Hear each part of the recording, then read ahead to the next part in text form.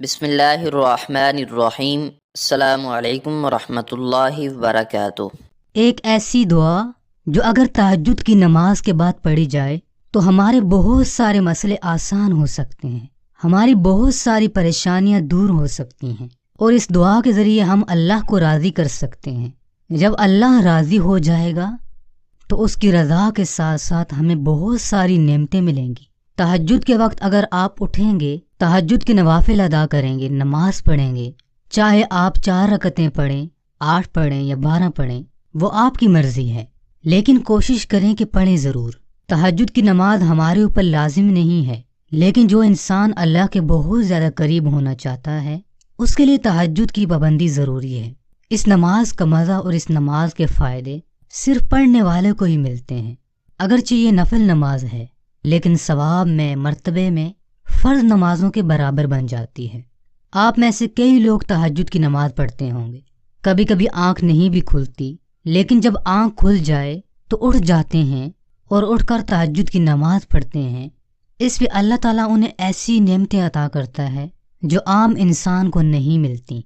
वो दुआ जो आपने तहज्जुद की नमाज के बाद पढ़नी है, इस दुआ में क्या है? इस दुआ में इंसान अल्लाह से फरियाद करता है कि ऐ अल्लाह मुझे माफ़ कर दे। जो मसनून दुआएं होती हैं, हदीस में जो दुआएं आती हैं, वो दुआएं बहुत ही ज़्यादा फ़ायदेमंद होती हैं। दुआ इस तरह है, अल्लाहुम्मा इन्नका अफ़ुव्वुन करीमुन तुहिब्बुल अफ़्व फ़अफ़ु अन्नी। आप लोग इसका मतलब भी समझ लें। इंसान अल्लाह ताला से ये फरियाद करता है कि ऐ अल्लाह, तू बहुत ज़्यादा मुआफ़ करने वाला है। इन्नका अफ़ुव्वुन, तू बहुत ज़्यादा मुआफ़ करने वाला है, तू करीम है, करम करने वाला है। ऐ अल्लाह, तू मुआफ़ी को पसंद करता है, तो ऐ अल्लाह मुझे माफ़ कर दे। कितनी बेहतरीन और अच्छी दुआ है। इंसान अल्लाह ताला से क्या क्या बातें करता है कि ऐ अल्लाह, तू माफ़ करने वाला है, तू करीम भी है, तू मुआफ़ी को पसंद भी करता है।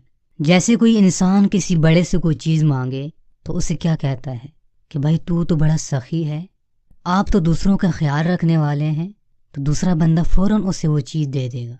ऐसे इंसान अल्लाह के सामने कहता है कि ऐ अल्लाह, तू माफ़ करने वाला है, करीम भी है, तू मुआफ़ी को पसंद भी करता है, तुझे माफ़ करना पसंद है। तेरे बंदे गुनाह करते हैं, गुनाहों के बाद जब तुझसे तेरे बंदे मुआफ़ी मांगे तो तू खुश होता है। तो ऐ अल्लाह, अगर ये बात है तो मुझे माफ़ कर दे। जब इंसान ये दुआ पढ़ेगा, इतनी बेहतरीन दुआ, और टाइम भी तहज्जुद का होगा, तो अल्लाह ताला क्यों नहीं सुनेगा, क्यों दुआ कबूल नहीं करेगा? वो तो यही चाहता है कि बेहतरीन वक्त पे मेरा बंदा मुझसे मांगे, बेहतरीन सी दुआ मांगे, अच्छे तरीके से मांगे, मैं उसे सब कुछ दे दूँगा।